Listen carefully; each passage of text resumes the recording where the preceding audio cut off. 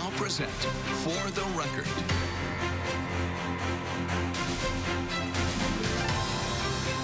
Welcome back. Last week, we honored Neil Heinen and his legacy of work in the community.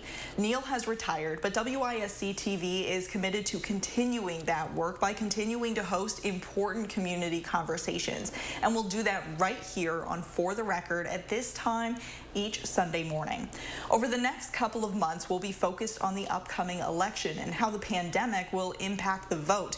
Though it's scheduled for November 3rd, the timeline this year is different.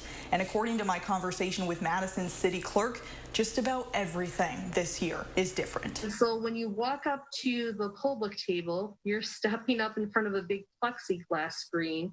It's clear, you can see right through it, but it's not as intimate as maybe you're used to experiencing when you go to vote in an election. So there are more barriers in place, and you see a lot more sanitation going on, which is just going to feel a lot different than usual. That's the thing about 2020. Different than usual has become the new usual, even with elections. Madison clerk Mary Beth Wetzel-Bell is prepping voters for that reality while she tries to make adjustments herself.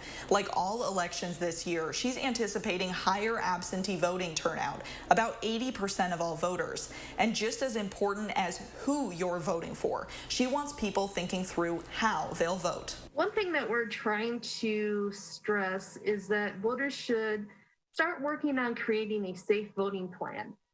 And the first step of that plan would be to make sure you are registered to vote at your current address.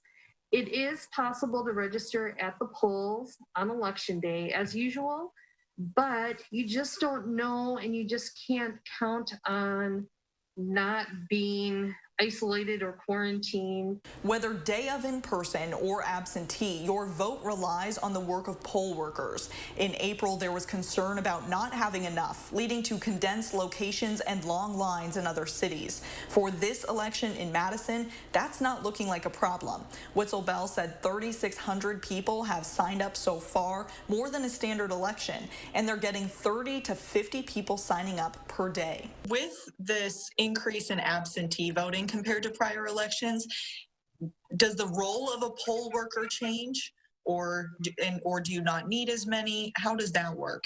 It looks a lot different than it normally would look for a presidential election. We will have poll workers who are processing absentee ballots all day long.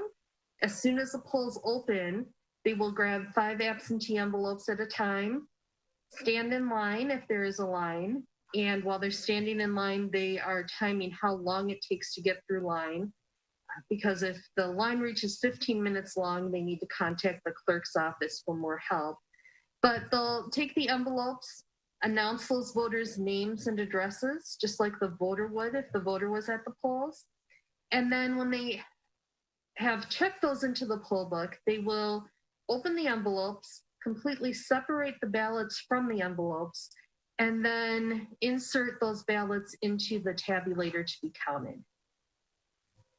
And another thing that's going to look different at the polls is that after every single use, the poll workers are going to be disinfecting the pens, the voting booths, the touch screens, clipboards, any frequently touched surfaces as well. With the extra steps before the election and while it's happening, it's more work than goes into the typical election day. The best way you can help is to be prepared. Request your ballot as soon as you can if you want to vote that way, and mail it in before October 19th. You can track its progress to you and to the clerk at myvote.wi.gov. What do you do if you've requested it and it's not getting there by the estimated delivery date, or you turn it in and you're like, I would think the clerk would have gotten it by now and they haven't? Where can you go to kind of troubleshoot that process? I would recommend just calling the clerk's office. We are taking the absentees as they come back, sorting them by ward, and then putting them in alphabetical order to try to save some time at the polls on election day. And so if you think the clerk's office should have your ballot back by now, and it doesn't indicate that on the MyVote website, call us and we can go find that envelope and double check whether we just missed that barcode or there was an error in scanning that barcode, and give you some peace of mind there. If you're still waiting for your ballot to be delivered and it just hasn't shown up, give our office a call and we can send you a replacement ballot. Coming up on the other side of this break, with the high numbers of absentee votes, election officials across the country are preparing for delays in their results. So when can we expect results for Madison? I'll tell you when our conversation with the city clerk continues.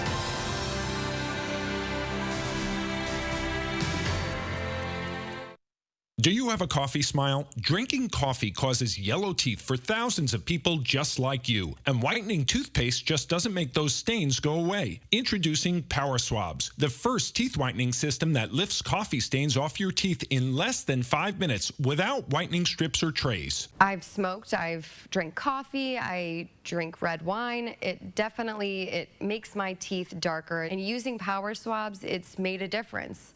People ask me, what do you do to whiten your teeth? And I'm really proud to tell them that I use Power Swabs. This didn't sting, it didn't burn, it didn't have an aftertaste. It was just a swab, and I just got to rub it around my teeth, and that was it. The Secret is a tooth detergent and whitening agent developed by Dr. Martin Ginniker that lifts stains off of your teeth. Power Swabs remove stains on natural teeth, veneers, bonding, caps, and crowns. The best part is you just swab your teeth for 5 minutes and you'll have whiter teeth. No more sitting at home with a whitening strip or tray in your mouth for 30 minutes twice a day. So with the strips I've used in the past, most of them are like you got to leave it on for 30 minutes and the whole experience is just not comfortable. But with Power Swabs, I just snapped it open and rubbed it on and it was good to go. When I used these whitening strips, I noticed when I would drink, I would get this crazy sensitivity. It would go right to my brain and I'm like, I hate this.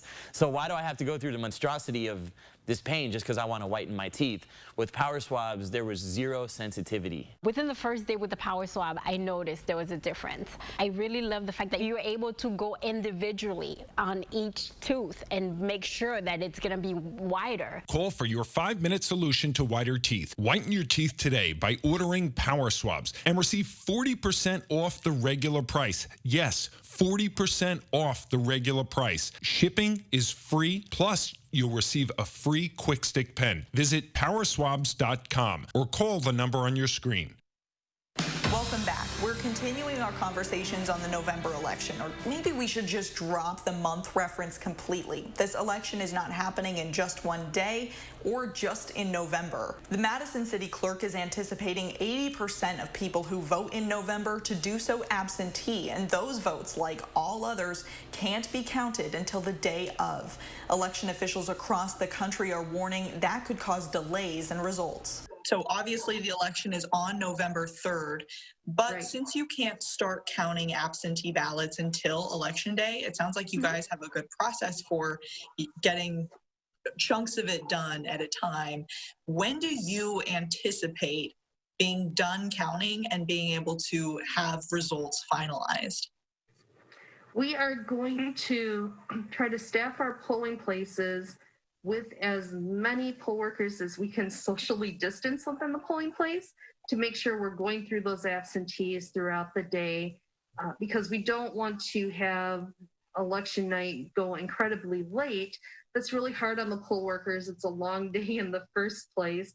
And the more exhausted you get, the more likely you might be to make a mistake. So we started this last election having our poll workers give us the number of absentees they had processed when they call us with their turnout numbers at 11 a.m. and 4 p.m. And then we look at that data compared to the number of absentees we know had been returned.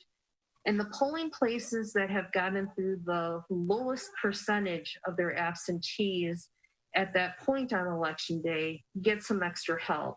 And we have poll workers who are available to travel anywhere just for absentee assistance. And they will come in, help that polling place get a little more caught up on the absentees, and then move to the next polling location that still has a lot of absentees to process. So it sounds like your goal is to still have the results on election night.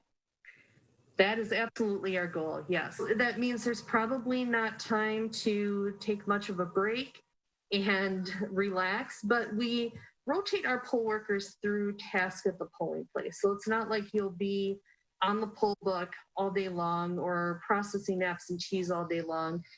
Their breaks are going to come more in the term of being able to switch tasks for a little bit.